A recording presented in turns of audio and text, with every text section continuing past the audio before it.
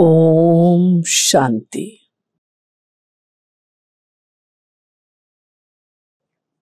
इकतीस जनवरी के बाबा के मधुर महावाक्य हैं। मुरली का सार है, मीठे बच्चे, अभी तुम्हें शांति और सुख के टावर में चलना है, इसलिए अपने स्वभाव और कैरेक्टर को सुधारते जाओ, पुराने को परिवर्तन करो। कभी देखी ऐसी पढ़ाई?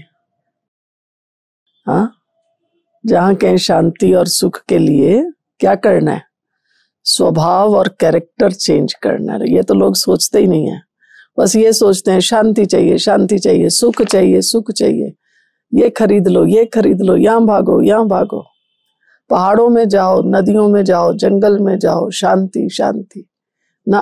बाबा ने क्या कहा? उसके लिए क्या चाहिए? शांति और सुख के टावर में चलना है, इसलिए अपने स्वभाव और कैरेक्टर को सुधारते जाओ, पुराने को परिवर्तन करो। प्रश्न: दिमाग सदा रिफ्रेश रहे, उसकी युक्ति क्या है? बाप जो सुनाते हैं उसका मंथन करो। विचार सागर मंथन करने से दिमाग सदा रिफ्रेश हो जाता है। जो सदा रिफ्रेश रहते हैं वह दूसरों की भी सर्विस कर सकते हैं। उनकी बैटरी सदा चार्ज होती रहती है, क्योंकि विचार सागर मंथन करने से सर्वशक्तिवान बाप के साथ कनेक्शन जुटा रहता है। गीत है, आज बहुत अच्छा गीत है, नैनहीन को राह दिखाओ प्रभु, पग पग ठोकर खाऊं मैं। आज बाबा ने गीत के बाद कहा कि जैसे और प्रार्थना करते हैं, ये भी जैसे एक प्रार्थना है। नैनहीन को राह दिखाओ प्रभु, ये भी एक प्रार्थना है। परमात्मा को जानते नहीं, अगर परमात्मा को जाने तो सब कुछ जान जाए। सिर्फ परमात्मा कह देते हैं, परंतु उनके जीवन का कुछ भी पता नहीं, तो नैनहीन हुए ना। तुमको अब ज्ञान का तीसरा नेत्र मिला है, इसलिए तुमको त्रिनेत्री कहा जाता है। कहते हैं वर्ल्ड में पीस हो, परंतु वह कब हुई थी, किसने की थी, सिर्फ पूछते रहते हैं। तो जरूर कोई जानने वाला चाहिए जो बताए। तुम बच्चों को बाप ने समझाया है, ये सब खेल बना हुआ है। टावर ऑफ पीस, सुख का टावर, सबका टावर होता है। शांति का टावर, मूल वतन, जहां हम आत्माएं रहती हैं। देखते हो ना, आजकल तो ये फोन वगैरह के लिए भी वो ऊंचे ऊंचे टावर लगा के रखते हैं कनेक्शन के लिए। तो बाबा कहते हैं, यहाँ बाबा कौन सा टावर लगाते हैं? सुख शांति का टावर। शांति का टावर कौन सा है? मूल वतन, परम धाम, आत्माओं का जो घर है, जहां हम आत्माएं रहती हैं, उसको कहेंगे टावर ऑफ साइलेंस। फिर सतयुग में है टावर ऑफ सुख, टावर ऑफ पीस, प्रॉस्पेरिटी। ऐसे कोई मुख से नहीं कहेंगे कि हम आत्माओं का घर मुक्ति धाम है। ये सब बातें बाप ही समझाते हैं। टीचर हो तो ऐसा हो। कैसा? हमारे टीचर की क्या विशेषता है? आज टावर की बात है ना, तो हमारा टीचर क्या है? वह है टावर ऑफ नॉलेज। तुमको भी शांति और सुख के टावर में ले जाते हैं। ये फिर है टावर ऑफ दुख धाम। हर बात में इनसॉल्वेंट है। बलिहारी इस पुरुषोत्तम संगम युग की है। इनको कल्याणकारी युग कहा जाता है। बाप ने अपने स्वरूप के लिए समझाया है। कौन सा स्वरूप? हमारा स्वरूप कौन सा है? बिंदी समझें, क्या समझें?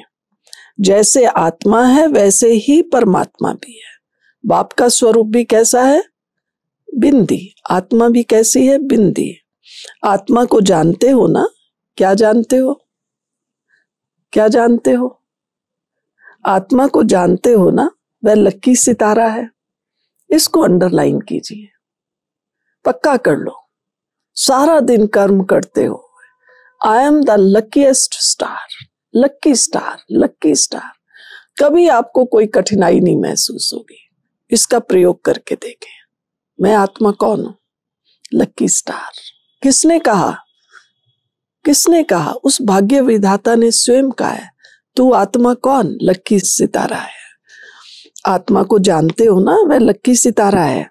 बिल्कुल सूक्ष्म है ना, इन आंखों से नहीं देख सकते हैं। ऐसी बातों पर विचार सागर मंथन करने से क्या होगा? दिमाग रिफ्रेश हो जाता है। बाबा कहते हैं कहीं भी जाओ तो क्या करो? समझाओ। Tower of Shanti, tower of सुख, टावर ऑफ पवित्रता है ही न्यू वर्ल्ड में। पुराने स्वभाव को, कैरेक्टर को सुधार कर बाप नई दुनिया का मालिक बनाते हैं। बाबा देखो कितना हमें नशा चढ़ाते हैं। आत्मा पहले पहले कैसे है? आत्मा पहले सबकी सतो प्रधान होती है। फिर क्या होता है? धीरे धीरे बैटरी खलास हो जाती है। और अब क्या हाल चाल है? इस समय सबकी बैटरी खलास है। अब फिर बैटरी चार्ज होती है। बाप कहते हैं मन मना भव, अपने को आत्मा समझो। बाप है कौन? कौन है बाप? बाप है सर्वशक्तिवान। आत्मा के लिए बाबा ने क्या कहा था? तुम कौन हो? लक्की स्टार। और बाप कौन है? सर्वशक्तिवान। उनको याद करने से तुम्हारे पाप कट जाएंगे। और फिर क्या होगा? फिर बैटरी भर जाएगी। बाबा कहते हैं काम विकार पर जीत पाने से क्या होगा? तुम जगत जीत बनेंगे। फिर अगर विकार में गया तो क्या होगा? तो अकल चट। ये काम महाशत्रु है। बाप कहते हैं तुम काम चिता पर बैठ सांवरे बने हो, अब तुमको गोरा बनाते हैं। ये बाप ही तुम बच्चों को समझाते हैं। बाबा ने कल्प वृक्ष को समझाते हुए कहा कि ये है कल्प वृक्ष, मनुष्य सृष्टि का वैरायटी झाड़। इनको उल्टा झाड़ कहा जाता है। कितने वैरायटी धर्म है, इतनी करोड़ों आत्माओं को अविनाशी पार्ट मिला हुआ है। ये एक्चुअली वंडर है। कभी आप लोगों ने विचार किया है? आप देखो कितने भी फोटो निकाल लो, केवल अपने परिवार के नहीं, आप देखो अपने परिवार में देख लो, आपके परिवार के 10-20 सदस्य होंगे, मामा, चाचा, काका, अड़ोसी पड़ोसी, ट्विन्स भी होंगे ना कहीं कोई डिफरेंस होगा।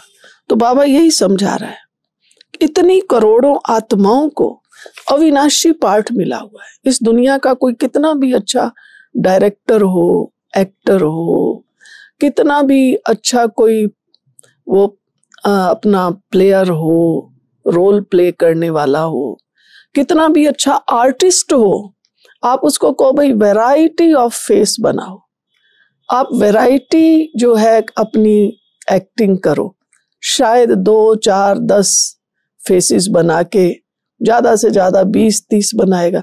फिर कहेगा बस यही तो है ना, वही 2 आंख 2 कान। एक्टिंग वाला भी कहेगा भैया और इससे ज्यादा क्या होगा, रो लिए, हंस लिए, उदास हो गए, ये हो गए, वो हो गए। लेकिन आप आत्मा औरों को मत देखें, अपने को ही देखो। अपने भी जीवन के 10, 20, 30 साल ना देखिए, एक ही दिन में देखिए। जरा आज चेक करना, सवेरे से शाम तक मैं कितने फेसेस बनाती हूं। अभी अभी देखो खुश, अभी अभी देखो किसी को कुछ ठीक नहीं, तुम क्या कर रहे हो, चलो शक्ल बदली।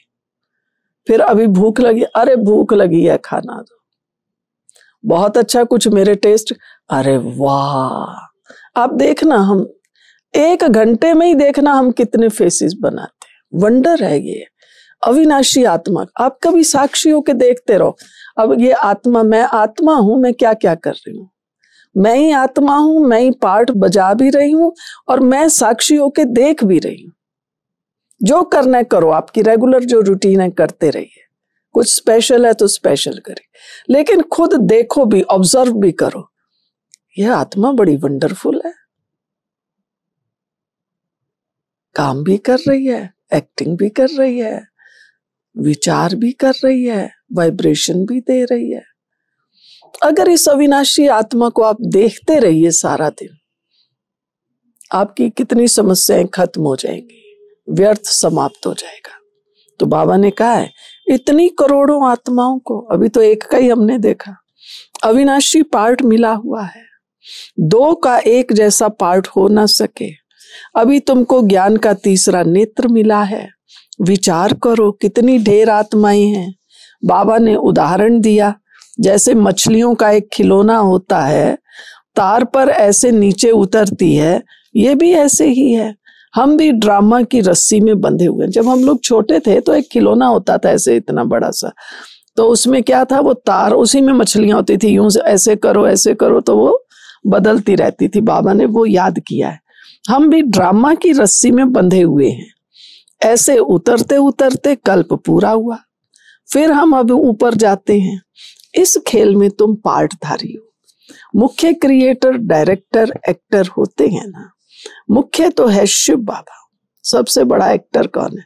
वो एक्टर भी है, वो डायरेक्टर भी है। फिर कौन सा एक्टर है? ब्रह्मा विष्णु शंकर। बाप भी वंडरफुल है। इतनी छोटी बिंदी, आप विजुअलाइज कीजिए कितनी छोटी बिंदी है जो इन आंखों से दिखाई नहीं देती। परमात्मा भी सूक्ष्म बिंदी, आत्मा भी बिंदी, जिसको हम फील करते हैं, देखते नहीं है। बाबा फिर बड़ा थोड़ी ही होगा, वह भी बिंदी है। तुम्हारी आत्मा जो बिंदी है, उनमें सारा ज्ञान धारण हो रहा है ना वंडर। इस अनादि ड्रामा के पार्ट से एक भी छूट नहीं सकता। सबको पार्ट बजाना ही है। ये बड़ी वंडरफुल बातें हैं जो अच्छी रीति समझकर धारण करते हैं तो खुशी का पारा चढ़ता है। कोई बहुत वंडरफुल बात होती है तो उनको कुदरत कहा जाता है, माना जिसका नो एंड नो बिगनिंग, और कोई उसको बनाने वाला नहीं। आप पहाड़ों में चले जाओ, कहते हैं ना ये नेचर। What is nature? अपने आप सेल्फ मेड है। आप उस नेचर को देखिए, आप पहाड़ों में जाके देखिए, सूर्य निकल रहा है, कैसे पहाड़ की परछाई बदलती है, आती है, निकलता हुआ सूर्य देखो। कहते कि भगवान की कुदरत है, मनुष्य बना नहीं सकता। बाबा ने कहा सर्व का सदगति दाता तो एक बाबा ही है ना। लिबरेटर गाइड भी वही है। जब तुम वहां से आते हो तो बाप गाइड नहीं बनता है। जब हम परम धाम से आते हैं तो वो गाइड नहीं बनता है। बाप गाइड अभी बनता है। अभी माना जब वापिस जाना है। जब तुम घर से आते हो तो घर को ही भूल जाते हो। अभी तुम भी गाइड हो, पंडे हो। बाबा अपने जैसा बनाता है ना हमको, सबको रास्ता बताते हो। बाबा ने हमें बताया, हम दूसरों को बताते हैं। कौन सा रास्ता बताते हो? सबसे पहला रास्ता अशरीरी भव। अशरीरी, बस मैं आत्मा। ये दिन में अनेक बार ना, सेकंड्स का, मिनट का नहीं, 5, 10, 20 सेकंड का अभ्यास करो। बस मैं आत्मा, इस देह से अलग, डिटैच हूं।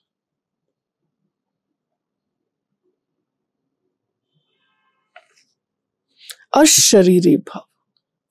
स्कॉलरशिप लेने के लिए अच्छी तरह से पुरुषार्थ करो। यही पुरुषार्थ डिटैच होने का। टीचर बन औरों को राजयोग सिखाओ।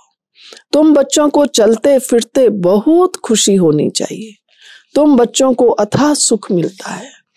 Tower of health, wealth, happiness. तो कितना नशा होना चाहिए।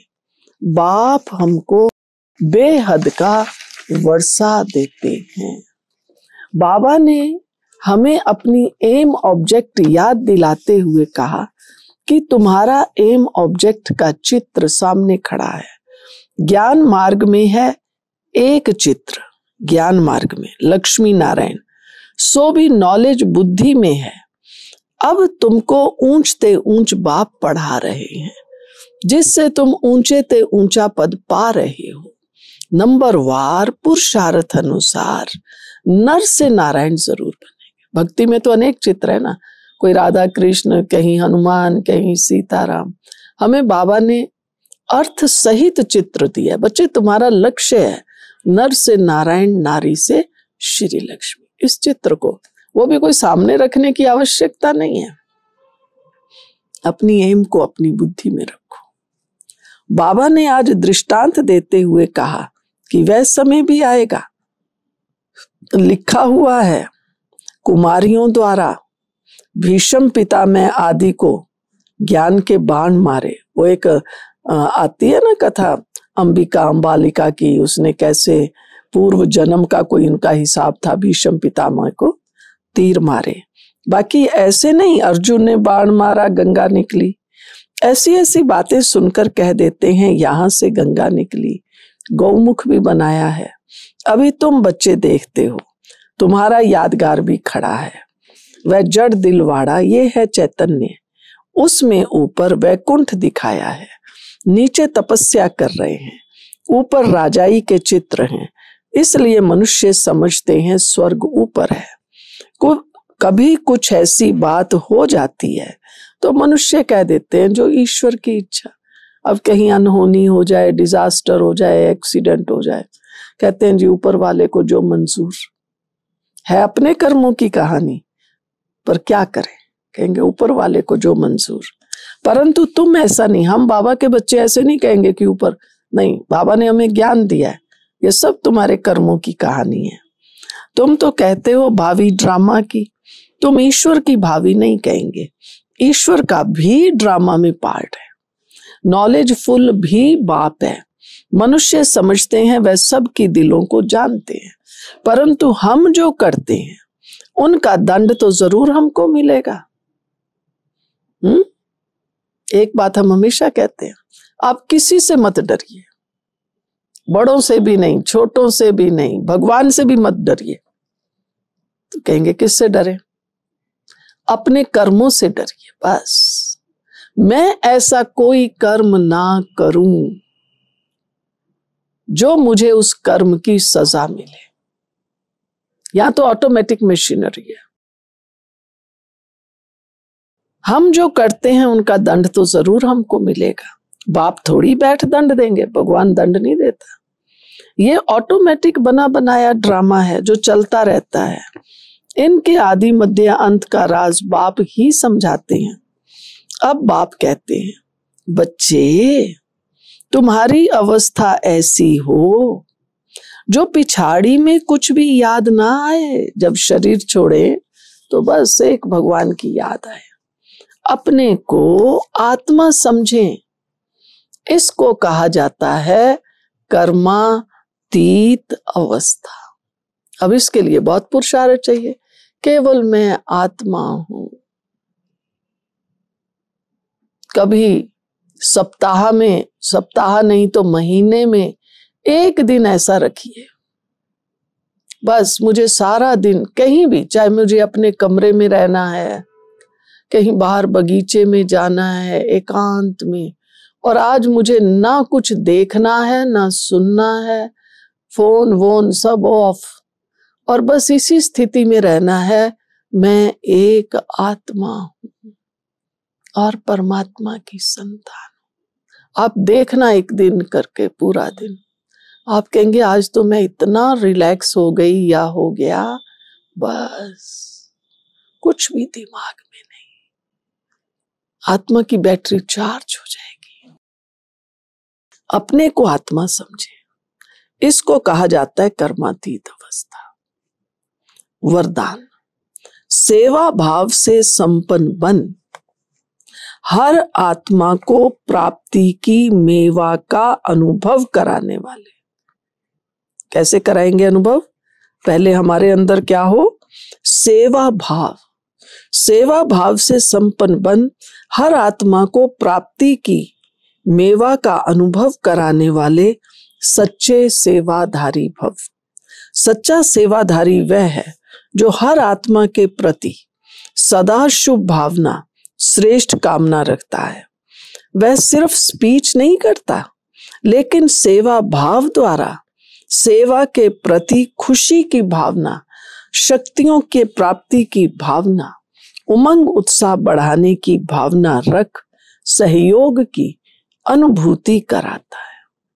सुना, लेक्चर नहीं चाहिए कि सेवा से क्या क्या मिलता है, लेकिन जब मैं सेवा कर रही हूं सचमुच मुझे खुशी की अनुभूति हो रही है। मुझे लग रहा है कि हाँ, सेवा से देखो कितना आनंद मिलता है, सेवा से देखो कितनी दुआएं मिलती हैं। तो ये जो मेरी फीलिंग्स हैं, वाइब्रेशंस हैं, ये दूसरों को जाए। सेवा द्वारा उन्हें प्राप्तियों का मेवा अनुभव करा देना है, यही सच्ची सेवा है।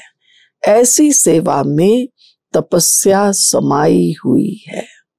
स्लोगन, बाप की दुआएं लेनी है तो क्या करो? भगवान से दुआएं लेने के लिए क्या करेंगे? तो स्नेही, सपूत, आज्ञाकारी बच्चे बनो, गॉड लविंग बनो, गॉड फियरिंग नहीं, परमात्म स्नेही, सपूत, आज्ञाकारी, एकदम हम बाबा के ओबीडियंट फेथफुल बच्चे बने तो क्या होगा? परमात्मा की दुआएं मिलेंगी। तो आप सब सदा परमात्म दुआओं में पलते रहें। अपने अंदर ये नशा रखो, मैं कौन? परमात्म दुआओं में पलने वाली आत्मा। कई बार लोग मिलते हैं, कहते हैं ना जी बस आपकी कृपा है, आपकी दया दृष्टि है। तो मनुष्य की दृष्टि तो बदल सकती है, भगवान की नहीं बदलती। तो मैं सदा भगवान की दुआओं में पलने वाली आत्मा हूं। ओम शांति।